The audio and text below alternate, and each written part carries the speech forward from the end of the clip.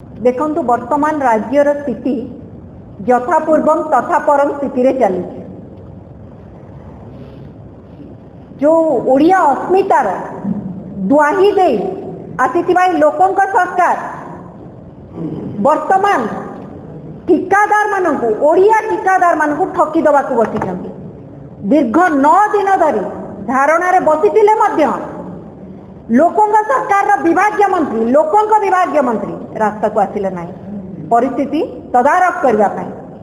आज्ञा प्रथम कथा होची जो कथा टी कुआ जाउतला बड़ भाई कहउतिले ब्लैकलिस्टेड कंपनी मानकु किए प्रोत्साहित करूची किए साहस दउची ओडिसा रे जो ओडिया ठिकादार मानकु साबत पुओ मनोभाव रखी अण ओडिया ठिकादार मानक पई बाट खोजा चली।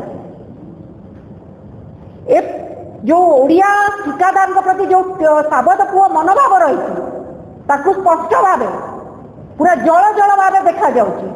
आमे निश्चित भाव में कहबू लोकों सरकार लोकों विभागीय मंत्री निजर तत्परता देखांतु जो कथा कही आसुतिले जो प्रतिश्रुति दे आसुतिले से प्रतिश्रुति पालन करंतु।